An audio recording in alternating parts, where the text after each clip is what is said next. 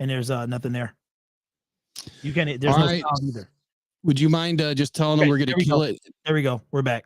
We're in now? Yeah, we're in. Let me see if you can hear us. We're back. Okay. All right, we good. All right, we're good. I just got to get this sound off and get it all set here. Give me 1 second. All right, so we were having some technical difficulties per usual. It's technology, but we got everything rolling. And what's up, everybody in the chat? Derek, if you don't mind just taking it for just a second, I got to get a couple of things fixed. All right, so Will's going to work it out. You know how it is with technology, especially if you're over 40. The smallest thing will interrupt with everything. So we're going to get it going, but we're going to talk about expectations, man. Will got a good show. We're going to bounce some things off each other about what to expect on Sunday between the Detroit Lions and Chicago Bears. Big game coming up.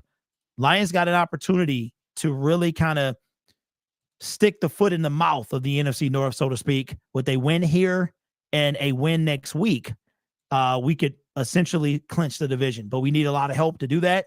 But in 3 games, we can do it regardless. So first time happening there, but I'm excited. Hopefully this is the beginning of something between Rocked On Podcast Network. I call them ROP.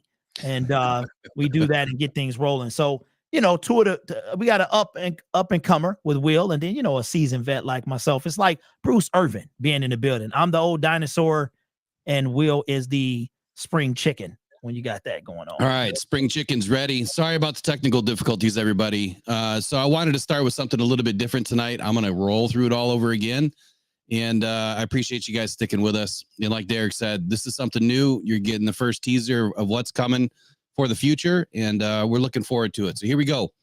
I wanted to talk a little bit about what I saw out of this Detroit Lions team the last time we played the Bears, and what I saw that was similar to some other teams. And what I saw was a team that got bullied. They got beat up. They got pushed around in week 11. It was the 3rd time that I had seen this type of game from the Lions this season. The first coming in week 2 at home against the Seahawks, and the second was versus the Ravens. The game versus the Hawks, I saw a completely different team, deflated. The nastiness that the Seahawks brought into that game completely ruined the Lions' mental attitude that entire game. The sheer disrespect that the Seahawks displayed against the fans put everybody in a funk. Everybody in the stands was upset. But the Lions played a better game that day than I seen against the Bears and the Ravens. But I came to realize something. The Lions want this culture, and it's a certain culture.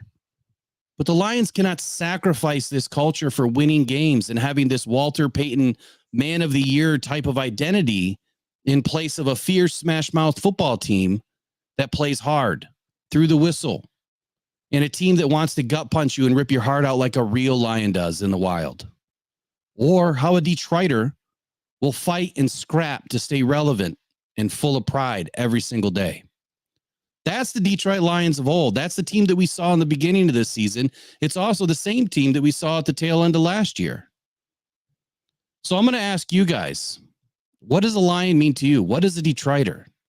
And can the Lions find their way back? I believe it starts this Sunday in a cold weather game, their first game outside, heading to Chicago with wind, rain, snow, everything is in the mix for Sunday. So that's what I wanted to start with. And I got a few things to end with, but I got a couple of statements too. Number 1, Dan Campbell and the Lions have won 4 out of the last 5 meetings with the Bears. And number 2, the last meeting wasn't so great for Jared Goff, throwing 3 picks. Fields put up 104 yards on 18 attempts, 5.8 yards per carry on the ground.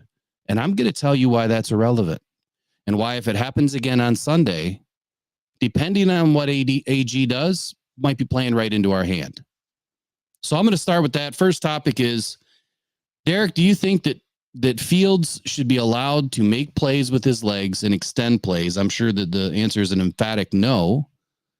And why that is so important this weekend. Okay. All right. So I thought about this earlier today, and I'm actually going to surprise you here. Justin Fields has destroyed us when it came to his feet. But if you put the game in the arm of Justin Fields, get some pressure on him, you can beat him. So I saw a stat, and I can't remember if it was this year or in his career. I want to say it's this year. If Justin Fields is over 100 yards rushing, he's lost all of those games. Now, that might have ended with the Minnesota Vikings, but while I can't stand him running on us, I think it might be to our benefit because I don't want to see a guy get hurt, but we saw what happened last time he came to Ford Field last year, ran for 70 something yards.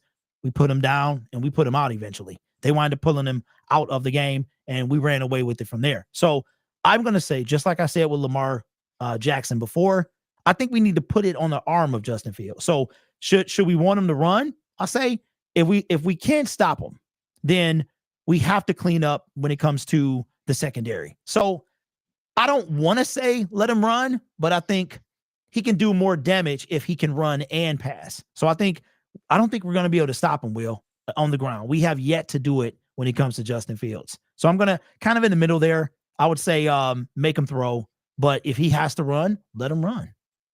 I mean, you got to stop him, though. You know what I'm saying? Don't just let him go to the end zone. You know what I mean? So both Baltimore and Seattle beat the Lions with mobile athletic quarterbacks, although it wasn't really necessary or not necessarily with huge games, but big enough to get the Lions to bite. The Lions overcompensated for quarterbacks who ran and then left themselves wide open in the play action, the screen game, and deep balls in all 3 games this season. So rather than let Baltimore's Lamar Jackson or Seattle's Geno Smith or even the Bears' Justin Fields, kind of taking the game over with their legs, Fields has been the leading rusher the last 2 matchups. What does that tell you? They're not able to run with anybody else but Fields. The Lions might be third against the run, but trying to defend too many things at once weakens our run defense, and it weakens our defense overall. And they're playing against the second-ranked rushing attack. So where I'm going with this, and I saw the same stat too. Let me find it here. I did write it down.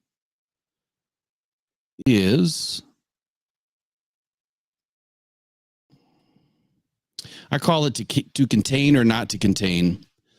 It's a wild thought, but it's also a fact that Fields has rushed for 100+ yards 5 times in his career. The Bears are 0-5 every game he rushes 100+ yards. So to me, that tells me it doesn't matter what he does on his legs. Exactly. If you let him run, great. One, you're taking the ball out of his hands, but that also tells us that when he goes to pass, he's not having, whether it's the confidence or the luck or the ability to complete passes at a clip that are going to hurt us. But I think it's also intelligent teams that are scheming against him and saying, all right, beat us with your legs, but you're really not going to beat us. We're going to let you run. It's almost like we did what we did last year with the Vikings and Jefferson. We let him go off, right? Yeah. In one game, but we still won because we controlled everybody else.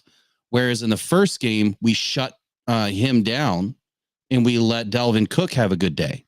So it's almost like pick your poison. So in my opinion, it's all about what Fields can do with his arm. If you can restrict his throwing ability by bottling up the receivers, you can let him run all day and still win.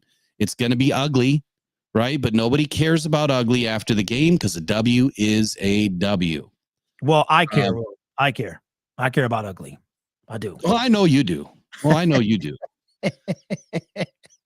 So do you want to handle chat tonight? How do you want to work this tonight? This is new for us.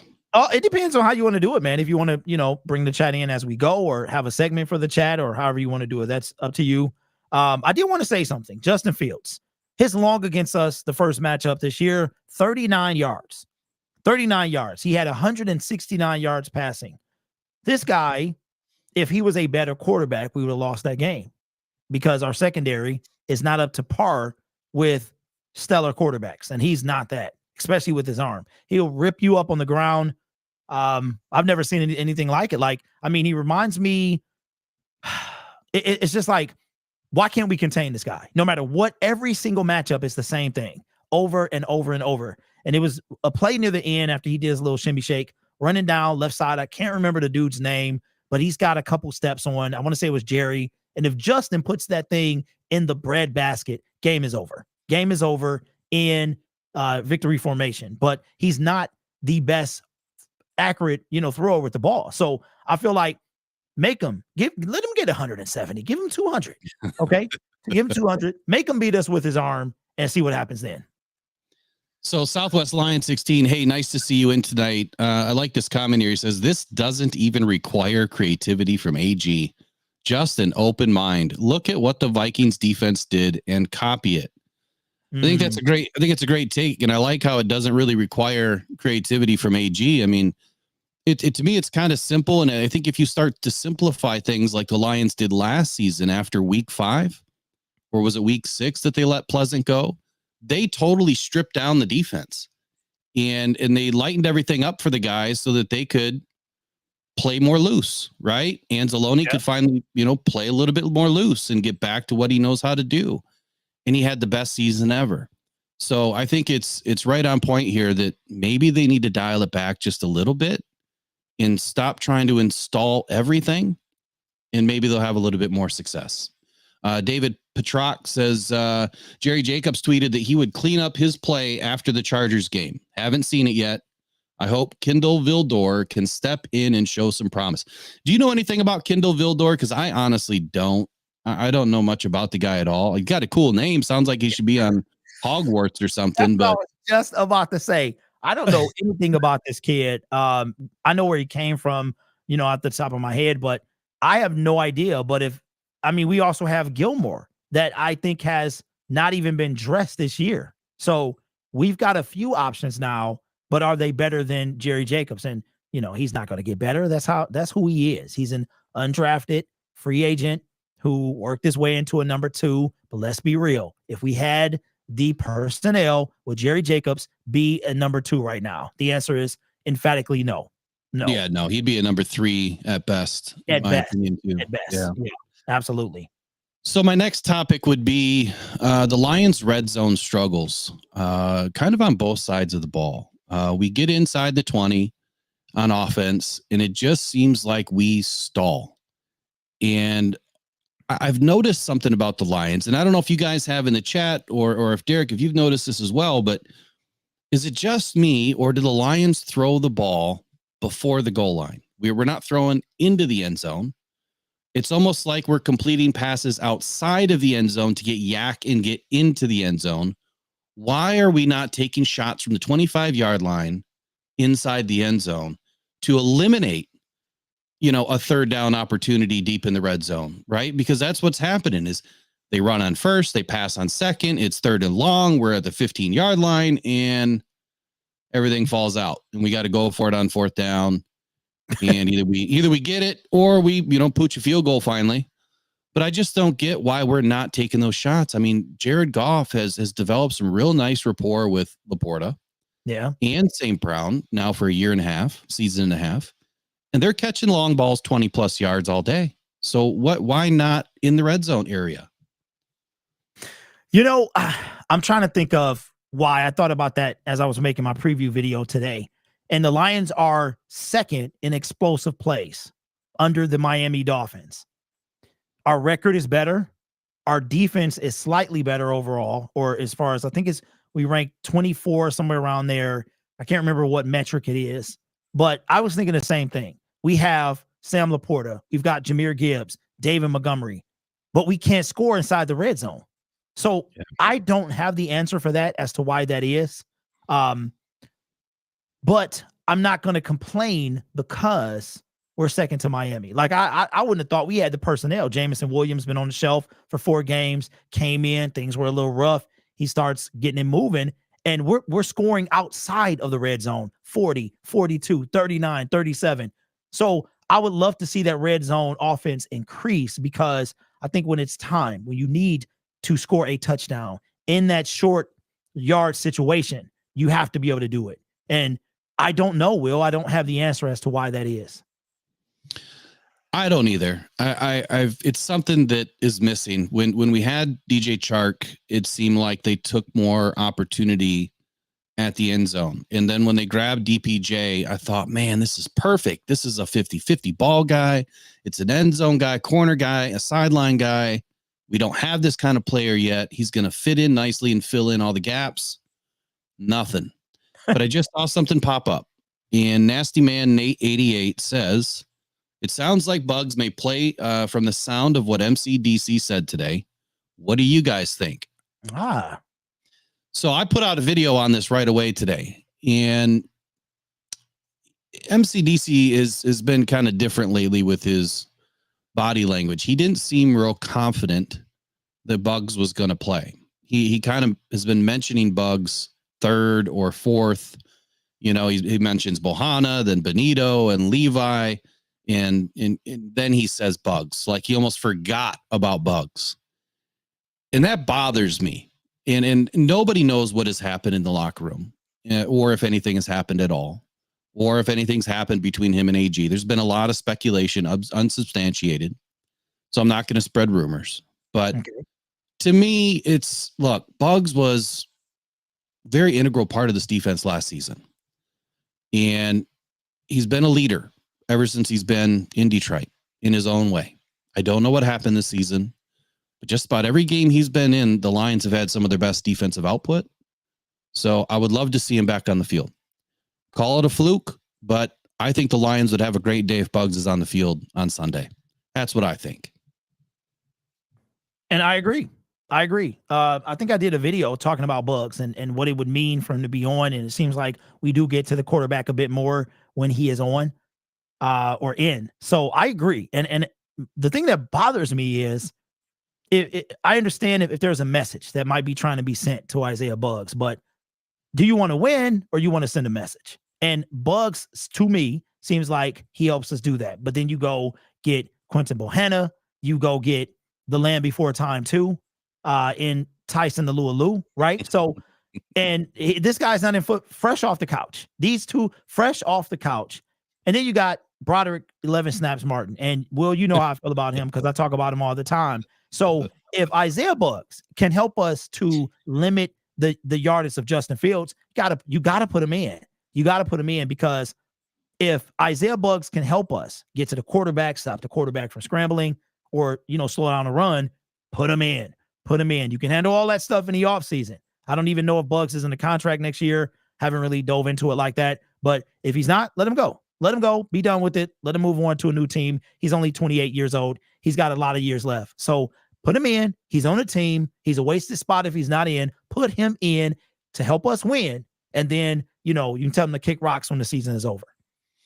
And I would agree with all that too. Again, I think it goes back to my opening statement that the Lions are trying to have this Walter Payton Man of the Year type of culture, which is great. I think it's fantastic. But it's sacrificing potential wins when you're putting somebody on the bench, the proverbial bench, when, you're not putting them in and they're healthy scratches and they're on the sideline in street clothes making $500,000, but they're not playing. When I've seen Bugs in, the guy can take up 2 gaps. And if you can take up 2 gaps against Justin Fields, that means we have somebody open to get free to either spy Fields or follow him around a little bit and get to him. Personally, on a defensive note, I saw Southwest 16 Lion or Southwest Lion 16 mentioned that the Lions need to get to more of a 3-3-5 style of defense. And I would say that I am in complete agreement with this. I was thinking about the defense this weekend, and I was thinking, you know what? How come the Lions, we're down Aleem, right? It's going to be tough to fill his shoes with what we have on the roster. And like Dan Campbell said, it's going to take multiple guys to do it. So when are the Lions going to start deploying more of a dime technique, but put 6 DBs in, 3 and 3, 3 safeties, 3 DBs, or 3 cornerbacks, but drop a safety down like a linebacker. He's faster. He can cover. You can put him on the tight end if you want to, or you can rush him every single time. If we can't get home with Aidan and Pascal and Kaminsky and everybody else, Bohanna and Benito, if they can't get home, have them contained, control the zone, right?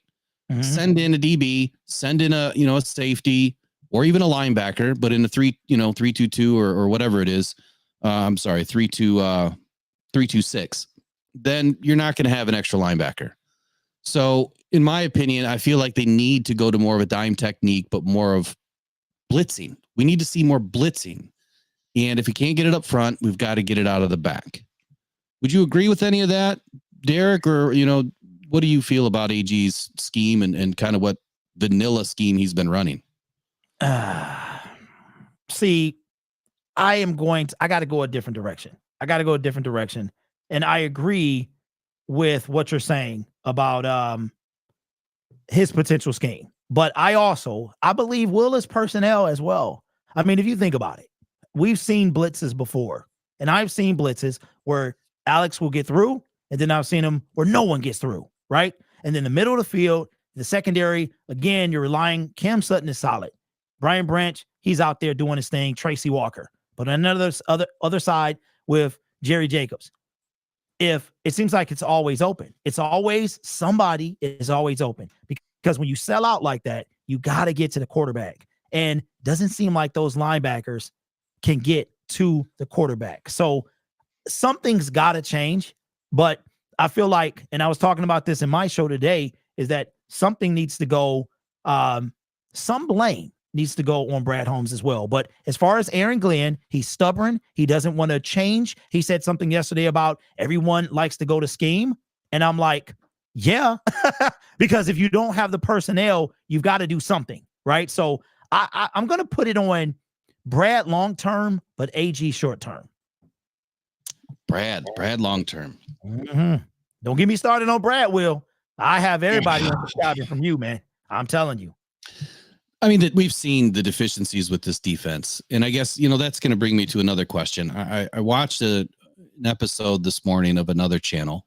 Okay. And they asked the question, is our defensive deficiencies more of a personnel thing or an AG thing?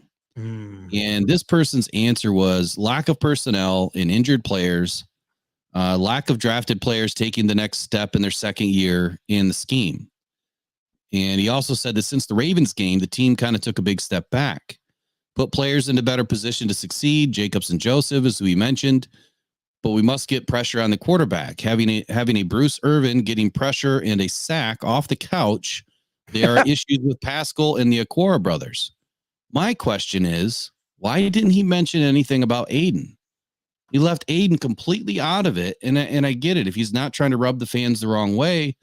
But if you want to be open and honest and transparent, pressure means nothing, right? You can put as much pressure into the soil as you want.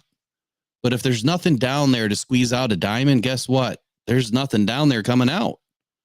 So get all the pressure you want. If it doesn't turn into a negative play, it doesn't do anything.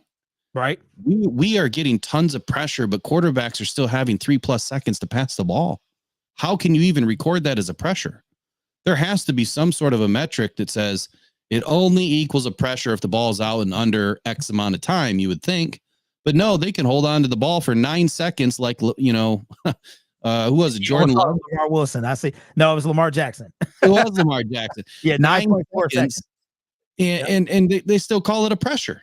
Like, that just blows my mind. So I think when you think about these stats, all of us need to take into consideration that they're just stats and they're just metrics, and it doesn't explain everything. Yeah, I'm somewhat of a stat and analytical nerd. I think that, it does help you define some things, but it doesn't explain everything. So what do you think about that? He didn't say anything about Aidan. Do you think that, Aquara and Pascal are the issue when they've barely been on the field this season? Okay, in relation to Aidan, or are they separate or together? Are they? It's well, so he didn't mention Aidan at all, but he mentioned that Pascal and the Aquara brothers were really the main reason why we're not getting home and having these issues with personnel. But they're barely playing, so how can you blame them if they're barely on the field? That's my question. I say so. So he took some responsibility from Aidan, and I got you. And he essentially gave it to the two people that's not on the field. Well, Aidan's out there, but they're barely playing. Yeah. Okay. All right. So I'll say this. I love Hutch. I'm pro Hutch. I think he has potential to be an absolute stud. Puts on some muscle, works on his moves. He needs in the off season, go work out with Nick Bosa. Go get some veteran from Joey Bosa. Get out there with Myles Garrett. See what type of food routine he's on. See what type of arm exercises he does. Work on some moves so that you can up your craft. But as far as Hutch, I think it falls. I love Hutch, but Hutch got to work on his moves. He's got the motor. I think he needs more power. If you look at the massive defensive ends, even Josh Allen, one of my favorites, Aidan, he's kind of a little lanky. You know what I'm saying? He got more height than mass. And you could see he put more on Will this offseason. I think, he bulked up. I think he's going to do it again. So I think some of it falls on Hutch, but I think a lot of it too, Will, falls on lack of personnel, that you can put 3 or 4 guys on him. We saw a Green Bay Packer, 1 guy, 2 guy, 3 guy. Nobody else was near Jordan Love. So I feel like I hear what he's saying, and I agree and disagree. Hutch got some work to do. He's only in his 2nd year. He's got growth. But I think to your point as well, some of it does fall on Hutch. I think it does. I mean, he definitely is going to grow into a fine athlete. Whether that's an elite athlete or not, it's yet to be seen. The Lions definitely are missing some personnel, like you started to talk about too. It's a personnel thing where we need a couple of guys. We need some guys next to Hutch, on the other side of Hutch. That's not 36, by the way. Right. But that's my point too, is like, if you do have a guy that's 36 years old and he's coming in the game off the couch 2 weeks prior and he gets a sack, makes me wonder a little bit more about that number 2 overall. Like, what is he not doing? It's not like Bruce Irvin just has, better skill or better speed. I mean, I got to imagine the Hutch is faster and more powerful, being 14 years younger than Irvin. But let's think about it here. What does Irvin have above and beyond what Hutch doesn't have? One, you were right about one thing. Hutch is lanky. Irvin is more compact, right? He has more power. He also has longer arms, so he's able to shed blocks. Hutch's arms are a little bit short for how tall he is. Hutch has speed. Irvin probably doesn't have as much speed anymore, but he's still pretty quick off the first step, like Dan Campbell said. Yes, he is. The biggest thing I see is the hand fighting. It's the hand techniques. And Hutch likes to lock up, bull rush, and then that damn spin. And every time I watch him spin, think about it. If that's a quarter of a second, now I don't know the timing. I've never timed him. Even if it's an 1/8 of a second, the ball can be out, right? Yeah. You're spinning, you're taking yourself out of the play. Just that minute moment is you going a little bit deeper and reaching in, right? And swatting the ball, or getting your hand on a quarterback. So hand techniques for Hutch, I think he's got to go to hand school, just like Glover Quinn likes to talk about for the DBs. He needs to go to hand school this offseason and take some karate, some jiu-jitsu, whatever. Taekwondo, I don't know what it is. Do something. And then I think he'll get home a little bit more. Yeah, as long as he take Broderick with him. They both need to go to hand school because, of course, apparently that's why he's not in. So, Well, I'm gonna jump over to the chat for a minute. Let's take a break from this, and I'm gonna wind it back just a little bit. I apologize about taking a little bit of time here. Cartier Madlock says, my top 2 favorite Lions YouTubers. Y'all keep it honest. Appreciate the compliment. You're a first timer that I've seen into this stream, so really appreciate you jumping in tonight with us. Lauren, always a consistent. Lauren McQuaig says, here's why Isaiah Buggs has been benched by the Lions. Just do a copy and paste, and the numbers on Buggs are there. His numbers just haven't been great. And I agree with his, numbers not being the best, but Buggs has always kind of been a production guy, meaning he's helping the rest of the team produce. He's the gritty guy. He's the get dirty guy. He's not going to be the guy that cleans up and gets all the sacks and the stats. And sometimes those role players are needed on every team to do the dirty work, and it allows everybody else to eat. Would you agree or disagree with that, Derek? About Buggs being in and the difference allowing other people? Him kind of being the dirty guy, to do the dirty work to allow the other guys to kind of do their thing. Yeah, I mean, I agree, because it seems like I said before a little earlier in the show, when he gets in, we seem to have more of an effect on the quarterback. And I'm not talking about pressures and knockdowns. I'm talking about getting him to the ground with a recorded sack. So for that to happen, you need those dirty guys. And Isaiah is that dude. He's one of those dudes for sure. So I agree, man. And that's why I don't understand why he's not in. Why are you not in? You're trying to play to win the game. So you put your best team out there. You don't put, like I said, you play to win the game. I love it. I usually have that on mine too, but it's a new one. I got to put the new sounds on there. But I'm like, What's up, Steve K? Nice to see you in here. Sorry, keep going, Derek. No, he just needs to be out, man. He needs to, you got to listen. If you about business, right? You about business. Me and you both businessmen. You more savvy than I am. But if you are a man about business, you gon' be about business. So it's about winning games. You said it earlier. Ugly wins don't matter. Okay. So get wins. And if Isaiah Bugs, being that dirty guy, the cleanup guy, he's like the cleaner, come in, clean up a crime scene, put him out there. He's already motivated. Somebody said in the chat, he feeling some type of way. You know what I'm saying? Put him in there. I don't understand. Right.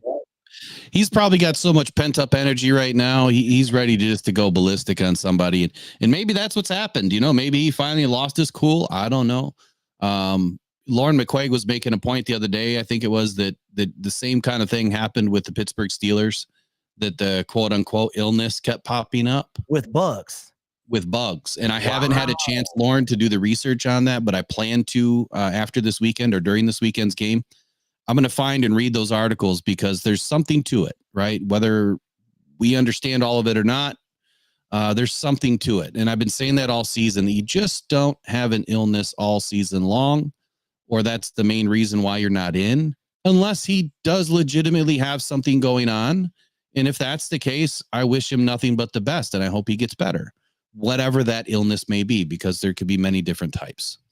Okay, so cut him. Make some room for somebody that we can use. Yeah, and that's the thing that doesn't make sense. And I think, what is his contract this year? About $5 million or something. And I know they restructured it, renegotiated, or did something. And this might be his last season, but they're probably just trying to limp him through the season, get the man paid, and he's probably on his way out too. No, it ain't no problem. He's gone. He's gone. You mean the Lions or the NFL? No, I think he's done with the Lions. Oh yeah, he's been done. He was done before Kansas City. Yeah, that's kind of like when everything started to fall off. Is right that week before he started doing some cryptic tweets, and things just haven't been the same since. Yep. So a couple of hot topics. Number one, Ndamukong Suh. I know y'all want Ndamukong Suh. I've even mentioned his name. I thought that it would be a great opportunity for him to come home and help us win. Maybe have a chance to go up against his old pal Matt Stafford in the playoffs. Who knows? I got to break it to you guys. On Wednesday, Dan Campbell put it to rest that there was any hope of an Ndamukong Suh return to Detroit. When he was asked if the Lions had considered taking Suh to help the defensive line, Campbell essentially said he and Brad Holmes have looked everywhere and hadn't overlooked anyone. That they made the best decision for the team. So that was when they grabbed Alu or Alu. I know that people say it different, Alu or Alu. At any rate, Suh's not coming home. He's not coming back to Detroit. And if he does, it would be a huge surprise. I can only imagine how much money he wants that the Lions really don't have right now. They'd have to make some room. But just based on what Dan Campbell said, he's not coming. So, some of these other channels out there that keep throwing the stuff out there that he's coming here, it's not happening. Dan said it himself. Anything you want to add to that, Derek? Yeah, I do, but somebody else want to say something too. No. When it comes to Ndamukong Suh, I've been saying this forever. This guy left almost 10 years ago. He does not want to be back here, let alone our regime wants nothing to do with Ndamukong Suh. So that can be the tagline. The Lions want nothing to do with Ndamukong Suh. We didn't draft Jalen Carter. We're not going to have him come in. History, his current, as a matter of fact, somebody told me that he threw a little shade on us the other day, said we were pretenders. I forgot who told me that, but that the Lions are pretenders. So he definitely ain't coming here now. But Suh is like, he's like the mean Stafford. And what I mean by that is we just can't let this guy go. He won a championship with Tampa Bay and Tom Brady and all them, but every single year we just want to bring back Ndamukong Suh. When he chose to leave, his rookie contract was up. He did not re-sign here, and I don't blame him. But the time for Suh has come and gone. Let him go. Yeah, I'm with you there. Brent, nice to see you in tonight. Brent had a good statement here. He said it's not just a player issue. He believes it's 60% scheme that AG has to mix it up. This issue is so irritating. Sending 4 all the time doesn't work. If it's broke, you got to try to fix it, right? Unfortunately, it's been broke for a while, and AG hasn't really done anything different. So let me switch gears here and pull up a couple of defensive notes. And we already talked about Aidan. We talked a little bit about Justin Fields in the fact that even if he does put up 100 yards, they haven't won those games every time he's gone for 100. So it almost makes sense to kind of let him run. But the Bears do something a little bit similar to the Lions. They run this vanilla cover two zone scheme. It's very archaic. It's predictable. It's easy to pick apart. Why we didn't do it the last game, I don't know, but it was there, especially with the way LaPorta and St. Brown catch their balls pretty much over the middle and crossers all the time. The receivers need to find those open holes and kind of sit in that zone and get open. The Lions are one of the best teams to do it, like I said, with LaPorta and St. Brown. If they start running those crossers and it starts to work, stick with it. But this is the same problem the Lions have. It's too vanilla. There's nothing that is tricking these offenses into, yep, they're sending 4, they're dropping 3, they're sending 4. It's just time and time and time again. It's time that AG finally does something different in this game, because if he doesn't, I have a feeling it's going to be a long day in Chicago, and we're not going to like it because Chicago's gunning for us after what we did to them last time in that fourth quarter comeback. So anything else you want to add on the Detroit defense? Do you have any keys to the game, if you will, for the Lions offense to do something to win this game? You know what, man? I mean, I would say stop Justin Fields, but at the same time, I think that we have to make him pass. We have to. Here's what I think we need to do. We need to limit him running. Okay, he's going to get his. That's what he does until he's knocked out of the game. We have to get some type of pressure on him, which seems like we're not able to do, right? Because he's going to get out of it. If we do, he's going to run right. He's going to run left. As a matter of fact, the last play of the game, I think it was the last play of the game, when Hutch came, strip, sack, fumble, the entire left side of the field was wide open. And you mentioned something the other day about a QB spy, which I know is something we don't do. And I seem to believe we don't have the personnel to do that. So keys to the game is limit Justin Fields on the ground, force him to throw, and get him to the ground when he is holding that football. And of course, we got to cut down on the turnovers. Can't be turning the ball over 4 times, 5 times. Jared Goff, hold on to the ball. Josh Reynolds, hold on to the ball. If you have the ball in your hands, hold on to the football. I think there's no way we should turn the ball over. Watch we play a cleaner game outside with the win than we did at home with it being still. Watch it happen. The thing that I see, a couple of keys for the defense is, one, if it's going to be wet and slippery, well, punch the ball out. We've got to be attacking the ball. The Lions defense has been doing a pretty good job at trying to attack the ball and punch it out, but we're just not getting the turnovers. We have to win over the turnover margin in this game. I'd like to see the Lions flip the field in this one. Goff threw 3 picks last time. I'd like to see the Lions get a pick and get a fumble in this game. I think that the elements are going to be ripe for an opportunity or two for the Lions to do that and capitalize and be able to score off of it is what I'm worried about. On the other side of the ball, our red zone offense has to get going for those, turnovers to make sense. For it to help your team, you have to get points. So if this Lions defense is going to finally wake up and come alive and help the offense win, we've got to get turnovers. I really believe that, one, it's not going to happen, but I really believe in the scheme that, if you're not getting home on the front, then it's time to shut it down and just play contain up front and bring in more DBs and more linebackers and try to do something different. They have a 5-4. It's just not a 5-4 that I would run. I would put 5 up front, but it wouldn't be 5 defensive linemen or defensive tackles or defensive ends. I'd put 3 up and I'd bring in some more linebackers and some more safeties to have more speed. It looks like Alex Anzalone will be back. He was a full participant. Outside of Lee McNeil, we don't have anybody that's really injured going into this game. So the Lions should be pretty healthy outside of Aleem, which means we're not going to get a ton of pressure from his side of the ball, which means put Aidan on the other side or put Aidan next to somebody that you know is big enough to take up a gap and a half or two. The biggest problem I think the Lions are having is, if you guys remember, we went to a gap and a half system this year. Last year, we were a single gap defense.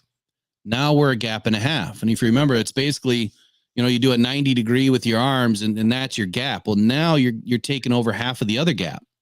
So when you do that, they have to learn, hey, big shout out for Steve K there on the super chat at $20. That's the largest one I've ever seen, man. Thank you. Really appreciate that. Man. That's what the Fields effect does, man. The syndicate, the Fields effect.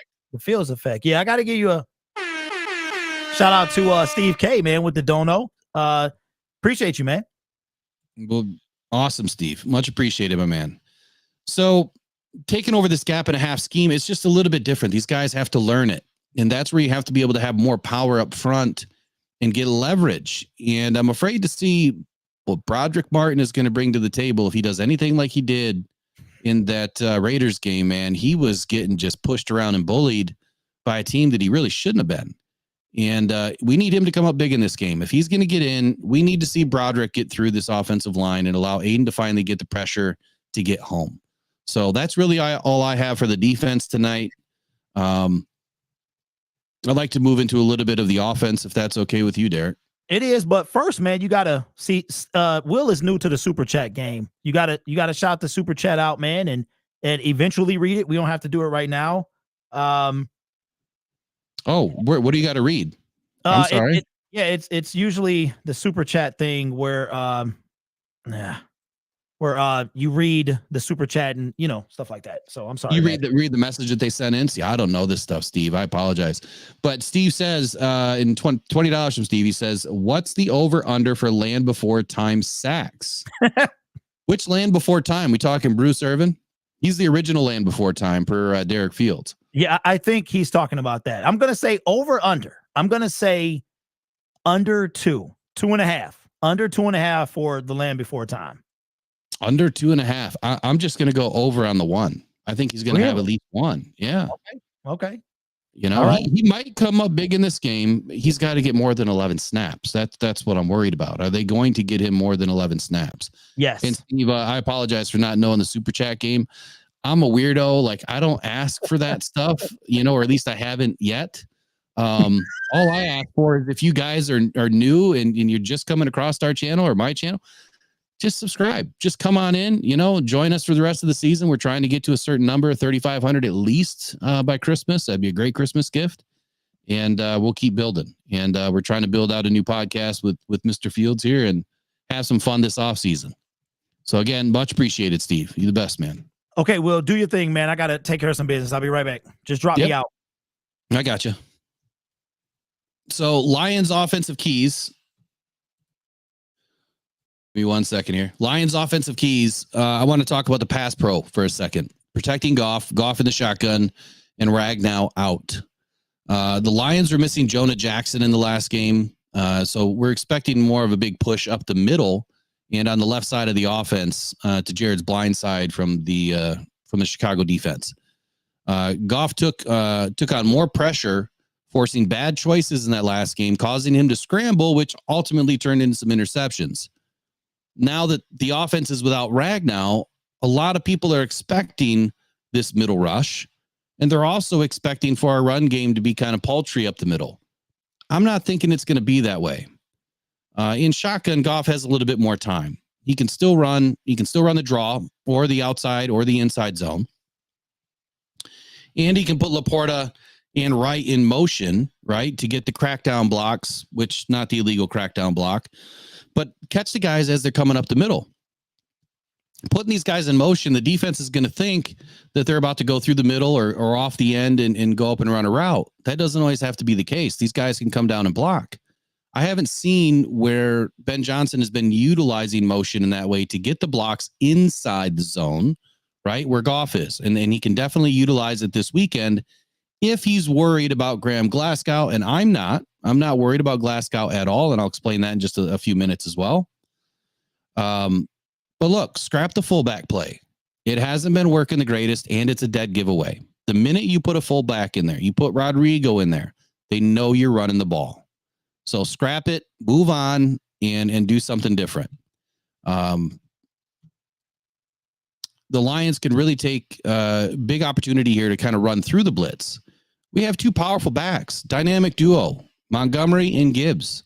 There is no reason in the world why you can't still run out of the shotgun to make sure that you have a little bit extra time. Like I said, run the draw, run the inside, run the outside zone, do a pitch, do the jet sweep, whatever you want to do. There's opportunities to beat the blitz, inside or outside. Lastly, I think Glasgow's been solid, and his stats prove it. He's had 3 pressures in the last 125 snaps at center, and out of 725 snaps the entire season, he's only given up 1 sack. So I think that the Lions are better off with Ragnow out versus any other lineman that's been out this season. Glasgow has played head and shoulders above where anybody thought that he was going to. The weak link is going to be at the right guard. So I do expect the Lions to be run left heavy, off the left end, off Glasgow's back, and Jonah Jackson. I think that's where a lot of our run game is going to be this weekend. The biggest thing that I saw, and I got to switch pages here. Give me just a second. The biggest thing that I saw out of the last game was where the Chicago Bears struggled with Lions going up tempo. And this one was big to me. The Bears have struggled with up tempo all season. And in week 11, the Lions had success with going up tempo, and it wasn't even close to being covered by the Bears. I want to see the Lions start hot and fast. It's something that we haven't really done in the third quarter all season. The second half, we've been falling flat. And I want to see the Lions put an emphasis on a short passing game. And I know not everybody loves the short passing game, but there's a reason for it when the elements are there. When it's windy, when it's wet, when it's cold, you're not going to be able to dial up these long bombs all the time. So short passing game, 7 to 10 yards, with an emphasis on yak potential. You mix it with the shotgun draw and outside zone runs that have also been very effective for the Lions this entire season.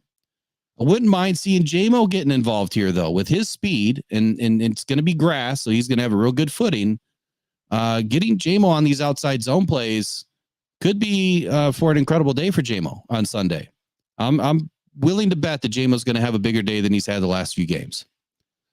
When the Lions get their mismatches, this one is key, right? The Lions got to get their mismatches and go up tempo right away. When you catch the Bears defense that you like and you get those mismatches, you go up tempo, and I would like to see the Lions roll up, not make any substitutions. You go 3, 4, 5 plays in a row hard, keeping the Bears stuck, right? They can't make any substitutions unless you do. Press the gas. You get multiple first downs and try to take one deep shot if the weather obviously allows it. On the second Lions TD in week 11, the Bears were caught after that first play and that first down. The Lions went up tempo right away. And we saw that 3 plays, no huddle, shotgun formation. They moved the ball 34 yards really quickly. This was the end of the second quarter. It's typical play when you're trying to play catch up and you're down, but it worked. And you don't expect it to always work, but it worked. So I want to see the Lions utilize it again, but not wait for end of the second quarter, end of the fourth quarter. Start out with it in the third quarter. Start out with it in the first quarter. Get a decent lead. You get up, you get the lead, and you stay there by pressing the gas. Not like last weekend where they got the 21-0 lead and they let them right back in the game. We can't see that happen again. That partly was the defense's fault, but it was also the offense kind of switching gears, and they started going to something that wasn't working, and they just got so bullheaded. We saw like 4 or 5, 3 and outs in that second half that really muddled the offense's, drive. They weren't going anywhere, and they couldn't pick it up quick enough. So I'd like to see the Lions start out with Gibbs, not Monty, outside zone versus inside run, focus on quick passes and short screen plays, which again is something that we're not seeing enough of. We're not seeing enough screen plays. I really want them to stop throwing that hitch play. And I think you guys know what I'm talking about. It's you've got a 3x1 or a triple set or a bunch set out to the right, and you're throwing that quick hitch.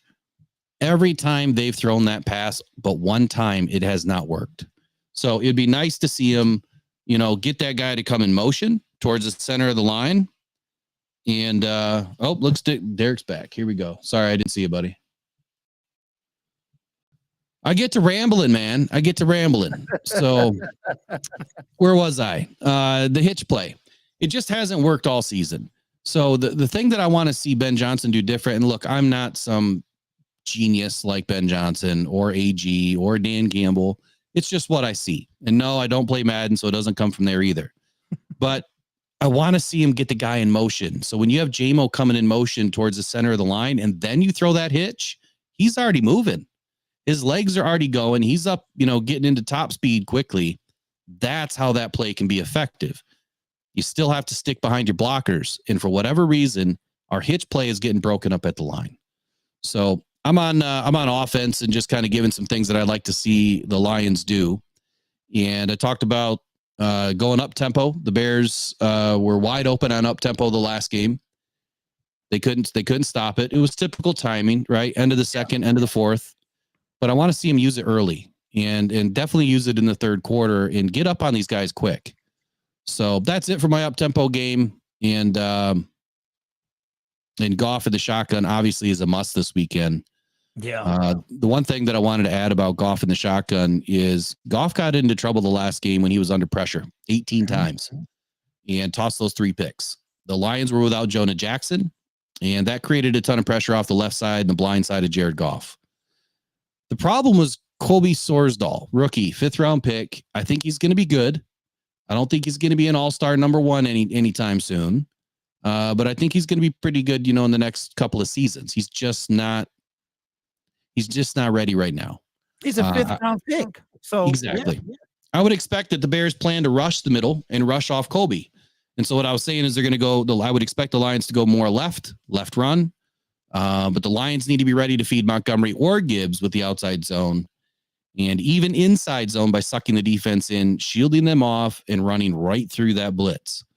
This is going to be highly dependent upon Glasgow and Sorsdahl. If they're holding up on the run blocking, Graham's been, much better in the run blocking versus pass blocking. But Sorsdahl will be in the right guard spot unless a miracle happens, which I don't think is going to happen. And Frank Ragnow is able to go. So do you want to add to any of that? It's official that he is officially out. Yeah, I didn't read the injury report to start, but I see that now. Yep, he's officially out, so he is donezo. So, yep, it's going to be that way. So Colby's in. Yeah, buddy, and that's going to be a long day. And I agree with you 100% because Jared Goff is a guy that is phenomenal when he has time. But just like any other quarterback, they're great when you have time. But Jared Goff, to me, is exceptional when he has time. Like, I know he might not have the Stafford arm. He might not have the Josh Allen legs, but he is an accurate quarterback, which I think a lot of people, they lose inside of, his fumbleitis at times, which he does in 2019 from 2019 until recently, he led the league in turnovers. And that is a problem. And we see what happens when Jared Goff turns the ball over. It's unfortunate that all of those stats go toward the quarterback. And one thing I noticed too, Will, and I don't know, let me know if you agree with this. So Jared Goff you see some of the throws. The Lions put up the probability of throws, and they did like the top 3 most difficult throws and the probability of them being completed. And you watch them sometimes and you're like, whoa, that was a tight window, could have went either way. But let me know if you think that Jared Goff he talked about his accuracy being his strongest, asset as a quarterback. Sure. How accurate, do you believe in his accuracy? Do you believe if you go back to the Bears game and you look at Jared Goff's interceptions, the question is, do you think, like I do, that some of them from that game were miscommunication, bad timing on Jared Goff's part, or miscommunication as far as a lot of option routes, things like that? Because it seems like when it comes to Jared Goff, sometimes he just throw a bad ball. But most of the time it is the receiver was supposed to be here, but they're there, pick to the house. So do you think it's more? What do you think it is? I got about 5 things on this, 5 quick things. So number one, yep. Yeah. I mean, hey, they're all there in the memory bank. So number one, that first interception on LaPorta, LaPorta had that illegal contact, or I'm sorry, the Bears had the illegal contact on LaPorta, but they didn't call it. So that was not an interception on Goff. That was, you could call it a miscommunication, but LaPorta couldn't get to his spot. It's a timing route. Yep. He was wide open. Goes on Goff.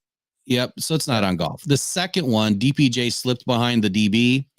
I feel like he was in the wrong area. You don't slip behind a DB to catch a ball. You slip in front, right? Unless he's going to keep working across the middle, but Goff threw the ball right where he slipped. So was it on DPJ? Probably. Goff still has to look that off. He's got to look and see that there's two DBs too tight. You can't throw that ball. That one's on Goff. Wait. But if Goff he's a surgeon with the ball, he believes he can get that in there. So if he's confident, and we've seen him throw some stuff, Will. This is the last game he threw balls he shouldn't have thrown, but the last one to Reynolds he shouldn't have thrown, but he did. So my question is to allude to what you were saying and feed off that.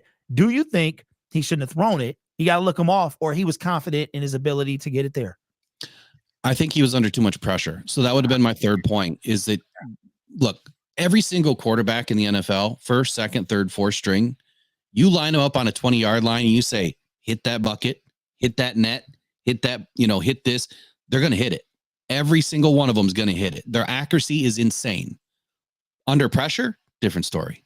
So thankfully, Goff is one of the best to do it. There was a stat that came out earlier in the season that under 2.4 seconds, Goff was one of the most accurate quarterbacks in the NFL. Matter of fact, he might have been the most accurate quarterback in the NFL. Okay, Will, say that one more time for the people in the back. Yeah, so under 2.4 seconds, Goff was one of the most accurate quarterbacks in the NFL, and that was a stat that came out earlier in the season.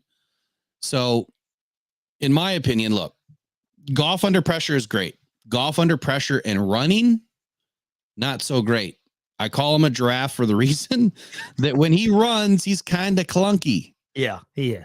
And he was under so much pressure. It was only 18 pressures, but it was the way he was pressured. It was blindside, or off his back that, he couldn't see, couldn't feel it.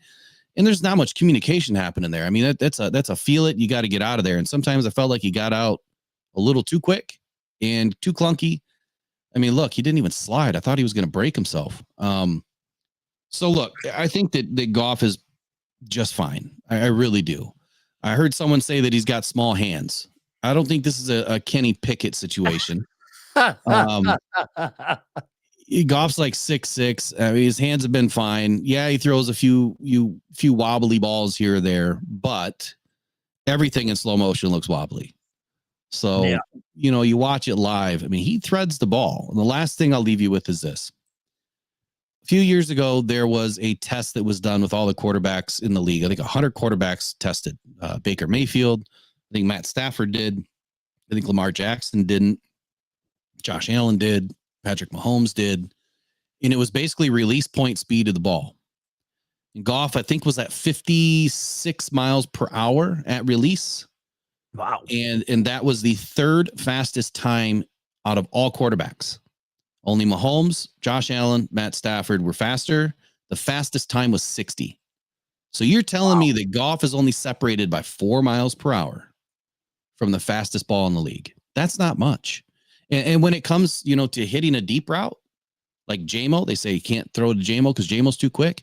Is 4 miles per hour on your ball going to make up that time? Doubtful.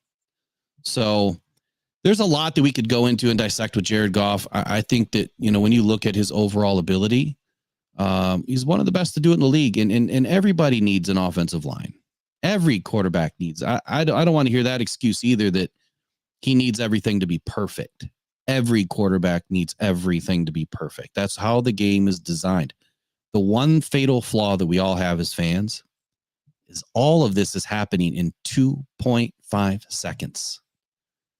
Now you go out there and dance around in your parking lot in your underwear and you bounce around for 2.5 seconds. And you tell me how many times you're going to be able to turn, on your tippy toes back and forth and fire off balls because you might get one off.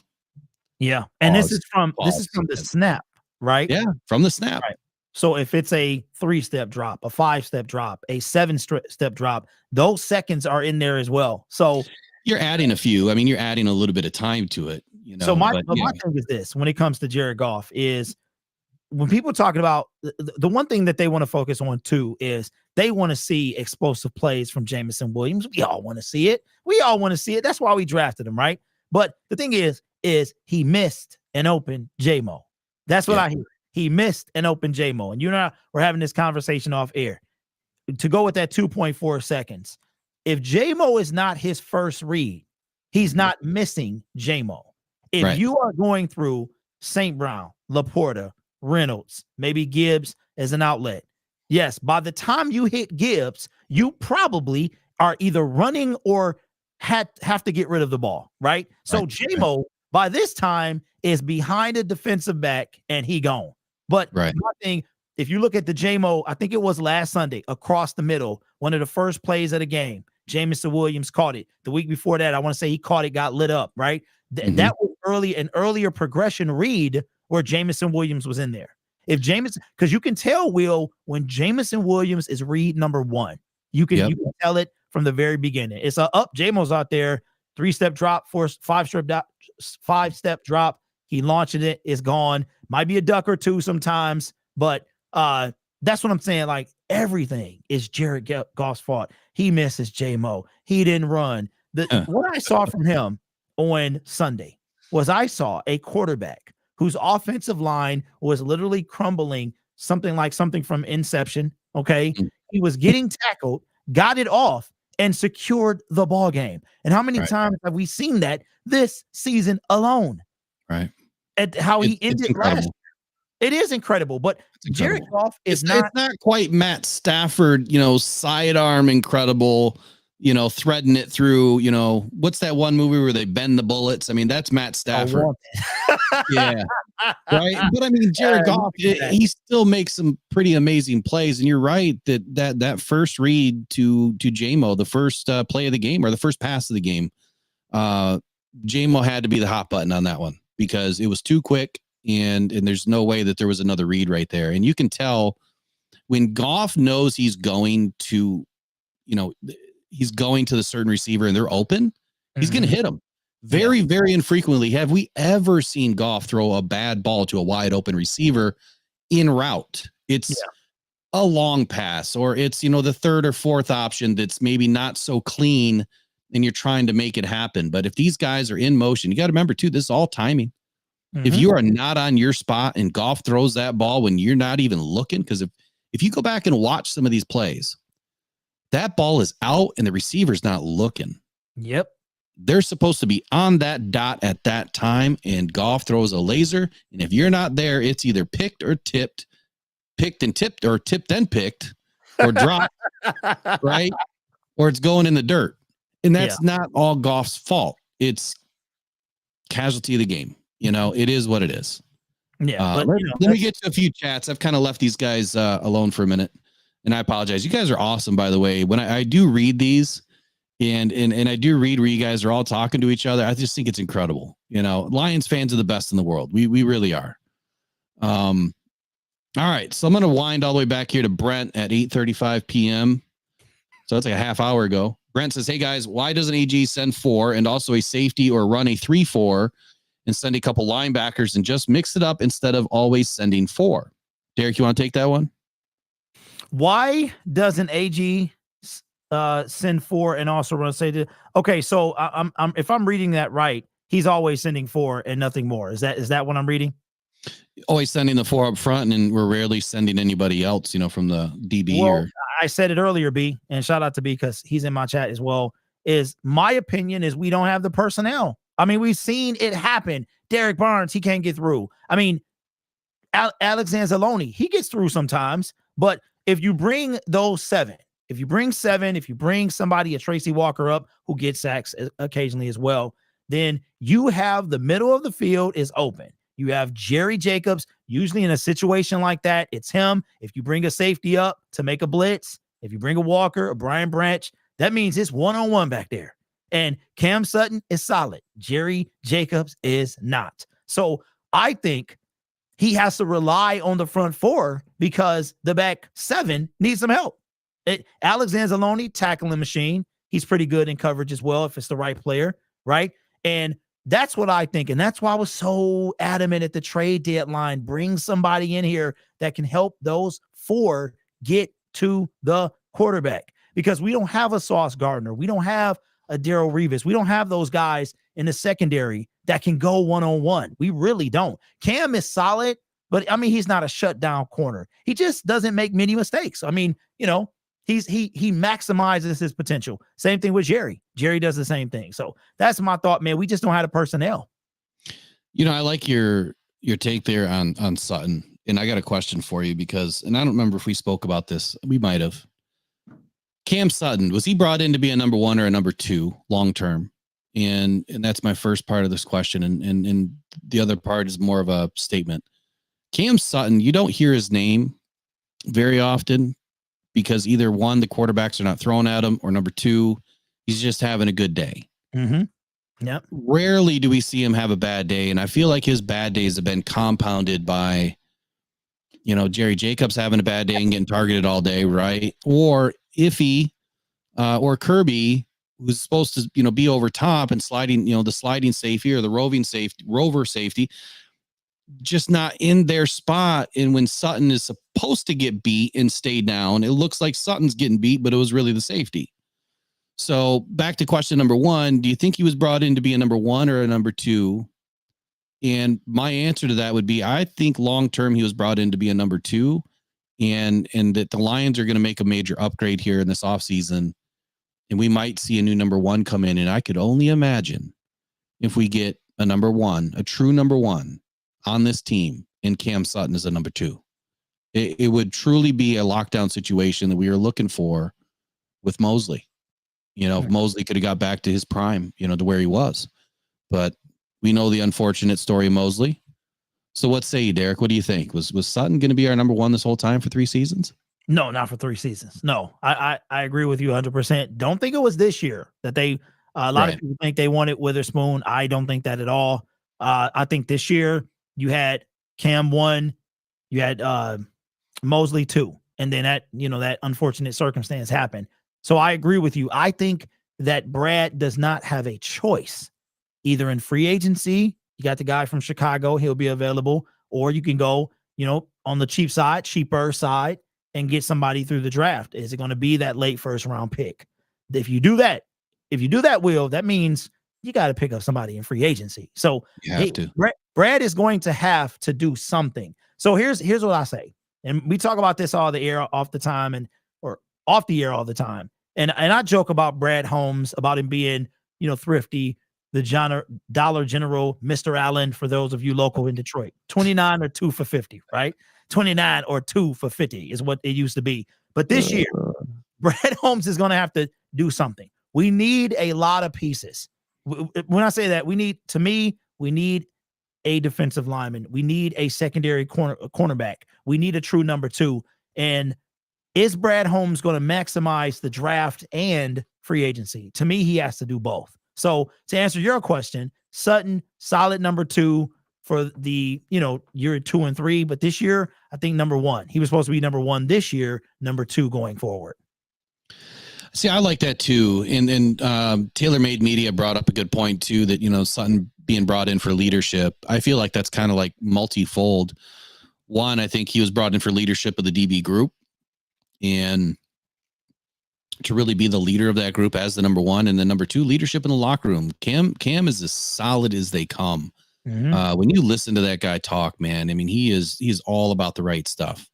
I think to expand upon this a little more too is, I think that Brad Holmes realizes that number 1, if you really want to go get a solid cornerback, it's going to be that guy looking for his second contract. It's got 4 seasons behind him, so you know what type of player he is. He may not be a true number 1 like a Jalen Ramsey or James Bradbury or Jamel Dean or whoever in their prime, their best season. Yeah. He can work with someone that's maybe a little bit less and get a lot more out of them. But to bring in a rookie, Jeff Okudah never had the opportunity to be under a Cam Sutton in Detroit. That's how Detroit failed him. He Really? never had an opportunity to be under someone to learn. He was brought in, and we had the mass exodus with Patricia coming in, and he was all alone, all by himself, right? I believe Tracy Walker was there, but I think he was young buck too coming in. So if Jeff Okudah would have had somebody, injuries aside, if he would have had somebody, he could have been a much better corner in this league. And I feel like the Lions aren't going to do that a second time. Obviously, Brad Holmes and Dan Campbell wouldn't do it for a first time because they're not going to make that mistake. Right. They have their leader. They have the guy that can do it and can teach it at a high level. They're going to bring in a rookie that's going to have, to be able to sit and be at the number 2 for a season. And you don't force them into a number 1 role where they're going to make all those mistakes. Right. Then you get down on your confidence. That ruins cornerbacks. The cornerbacks are some of the most, how do you say it? The feistiest, ego-driven guys on the team, I feel. When they get butthurt bad. And it's hard to shake it off. You get passed on for a deep, 60-yard touchdown, and you're hurt the rest of the game mentally. So that would really hurt a rookie, and it does. You don't get Sauce Gardners too often. That's a once in, a blue moon shot there. But I see the Lions bringing somebody in that can sit for a season as a number 2. Keep Sutton where he is at 1. Jacobs back to 3 if he's still under contract. And I think they'll be well on their way as long as they add somebody in free agency. You know what? Let me just real quick, man. I never thought about that. And I'm very tough on these guys. I am no holds barred. Very hard on them, man. From Jameson Williams, Jeff Okudah, hated it. I hated it from the very beginning. Hated it. Most Lions fans wanted Isaiah Simmons that year. I hated the whole thing. And while I feel like I gave him a chance, what you just said kind of made me think a bit. We talk about how hard is the cornerback position. Everybody want to say it's the hardest thing to learn. It takes 3 years. They want to give him this cushion to be the best version of themselves. Well, Jeff is there now, and he's no longer a Detroit Lion, and he's playing decent in Atlanta, but he's not playing like a 3rd overall pick. But I never thought about it like that, about a guy who needs his confidence, needs a mentor. I think about it from the quarterback position, but I've never thought about any other position. That's a real good point, man, because Jeff Okudah, I'm going to be honest, I never gave him a chance. I always knew he was going to flake out here in Detroit, but I never looked at it like, you know what? He had Amani or Warrior. He didn't have like that guy that could come back and a Cam Sutton, a seasoned vet with some skill. This guy was a dog in Pittsburgh, and when we got him, Pittsburgh was sick, and they came and said, hey, you're getting a player in Cam Sutton. So you know what, man? I never thought of it like that, about that type of scenario with Jeff. I think the number one thing any DB has to learn is emotional intelligence and get smart with it, because they're so hot all the time. They are driven to be the best. And the minute you have somebody like a Cam Sutton that's, so cool, calm, and collected, they can teach you everything, your game is going to excel that much quicker. And if you don't have to go out and be the number 1 guy to make all those mistakes, you're going to be that much better off. They always say, the hardest positions to learn, number 1 is tight end. And look what we're getting out of Sam LaPorta. Obviously quarterback, center, because you have to know all the calls, middle linebacker, because you have to know all the calls. Then I think it kind of bounces over to corner and safety, but those are the hardest positions to learn. It's just the ones that take the longest to master is probably more of a corner, because of, you have to learn all the intricate routes and every route tree. You have to know every single angle of the game. And then all the calls on, run defense and so on and so forth. But yeah, go ahead. What were you going to say? No, I was just going to say, man, like the points that you're bringing up, if you are a cornerback, it's like you standing across from me. It's me and you. It's me and you. You beat me. If I let you beat me, you're probably going to score, right? Like you might have some safety help. You might not. If you don't, it's me and you. When you have the defensive line, you got 1, 2, 3, 4 guys. You bring the blitz. You got the second level coming in.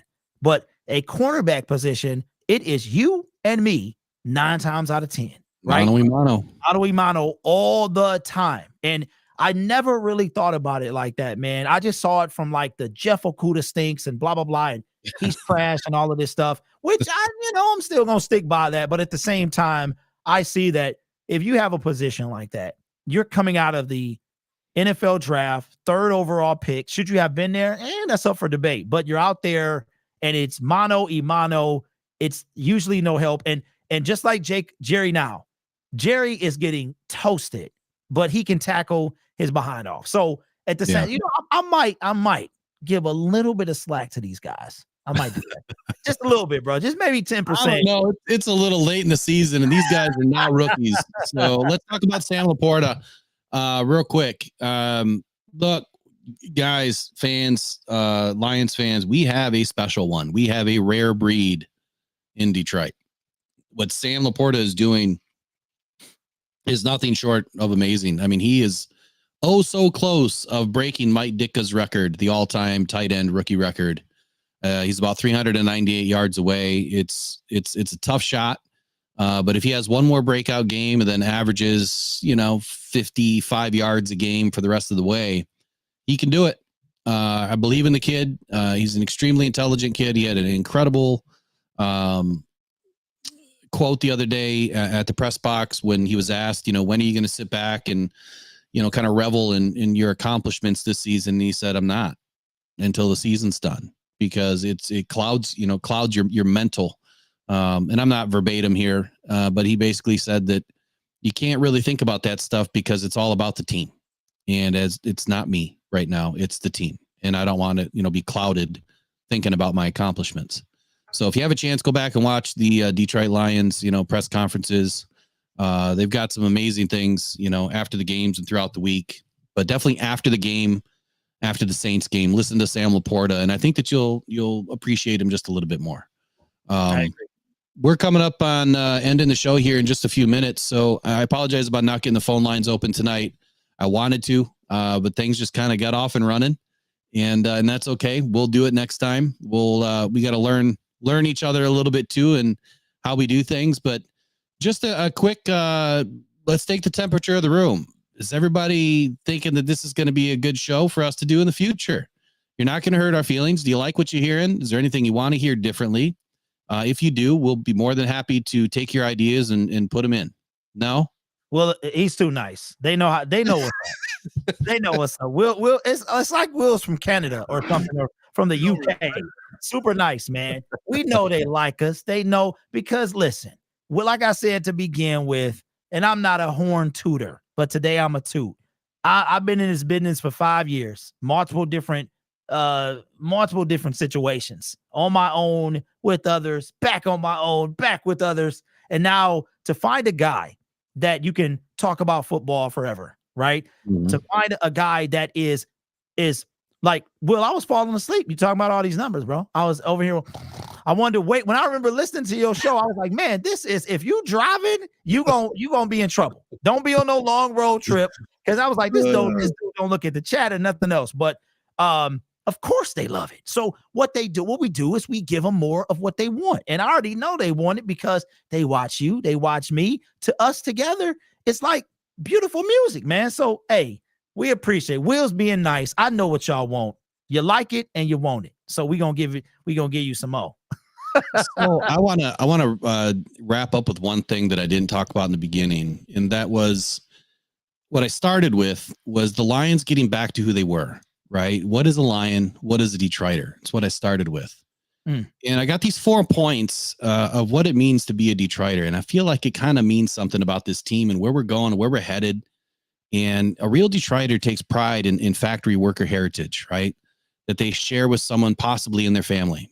Detroit is a powerful image, one that evokes visions of grit, toil, and solidarity, while ignoring all the exploitation, economic hardship, and racial prejudice that were predominant experiences of many actually living in the city of Detroit during the pre- and post-war heydays.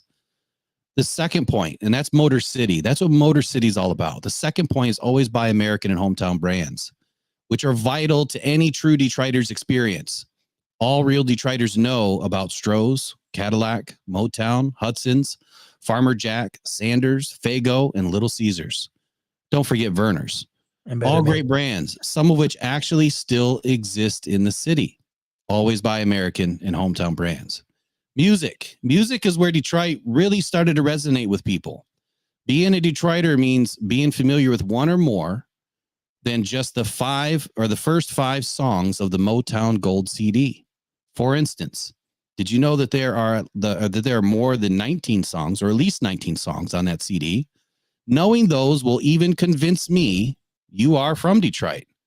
I'm talking about Four Tops, Diana Ross and the Supremes, Marvin Gaye, Junior Walker and the All-Stars, Stevie Wonder, the Jackson 5, Martha Reeves and the Vandellas, Gladys Knight and the Pips, the Supremes, Michael Jackson, the Temptations, Cyrita, the Commodores. This is Detroit. So if you want to know what it's like to be a Detroiter, Detroit is a state of mind. And that's where these Lions are headed in 2023-24 to give us and put us into a state of mind of confidence. This team's on to another win on Sunday. Derek, what are you thinking? Do you want to do any score predictions today, or are you just going to call win and loss? Yeah, you know I'll do score predictions. They stupid. So I'm going to do Lions win their last outside game of the season. I'm going to say they get the dub. Yeah, I think they're going to get the dub, and I think they're definitely going to cover. Look, I don't think this is going to be a wild game. I almost feel like it's going to be another nail biter. And I think it all really depends upon what happens on Saturday and the cold front that's potentially coming in. I think that's going to affect this team. Yeah. We haven't played outside this season in any sort of weather. And I don't think we really did last season until the last game of the year. So they've shown that they can do it, right? They did it on the ground in the last season against the Packers. And I think that's what we're going to look for this weekend is a ground game and some shorter passes. So I wouldn't be all excited looking for deep bombs to JMO. Let's just hope that he gets involved and makes it a good game. So that's all for me tonight. Derek, do you have anything else you want to add? I just wanted, did you write that whole thing about Detroit? Was that written? Yeah, it's written. Pretty good, man. That was pretty good. It was pretty good. Written and remembered. I can't remember all 19 songs, man. I'm not that good.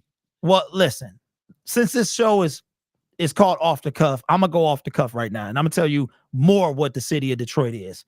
City of Detroit, all right? Those of you who are in Detroit, who lived in Detroit, who are from Detroit, who have never been to Detroit, it is like Will said, I think the most important thing out of all that was state of mind.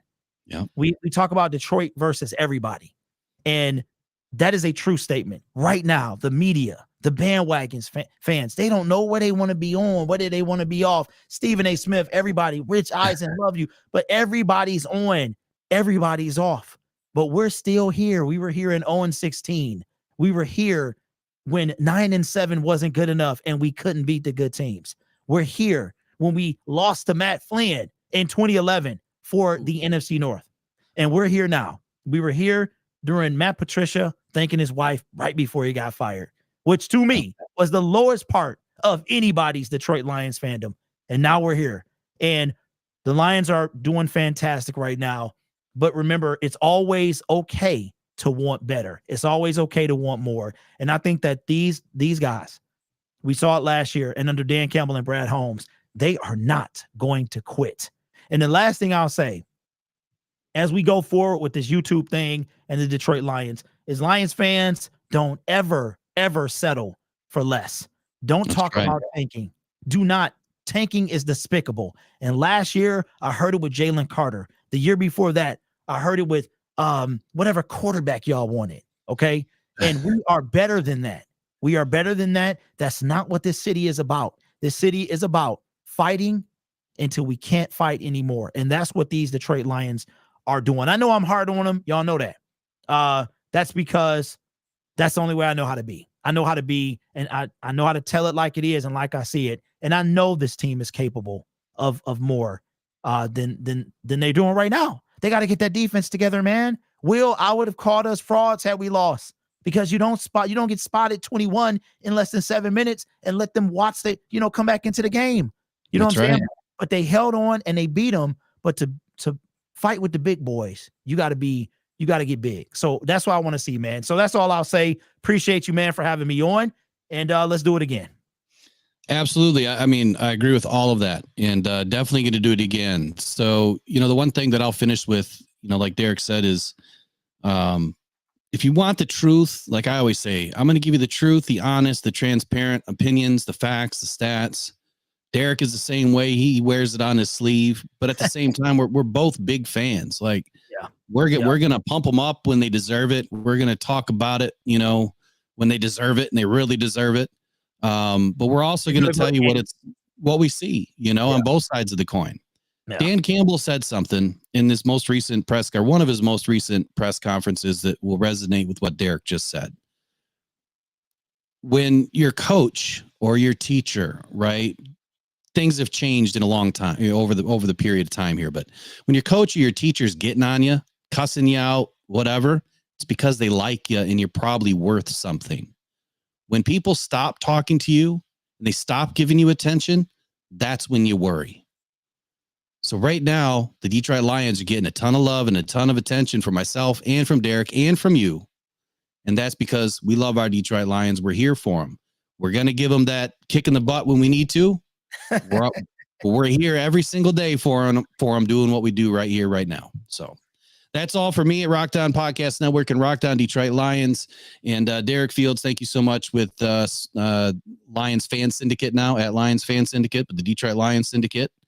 And we appreciate all you guys out there watching and listening. And please do me a favor. I only ask you just about every show, but if you're new and you guys love what you hear, give us a subscribe. Come on in, join us for the rest of the season, and we'll see you next time. Take care. Bye-bye.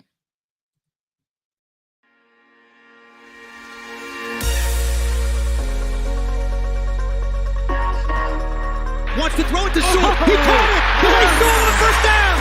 Oh, yes. The big man dives down the 31-yard line. Oh, that is beautiful.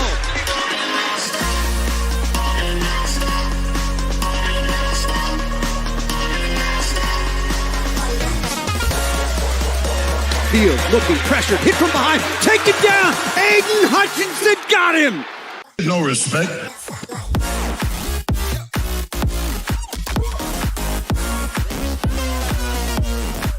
So, we look like we're ready. This is day one.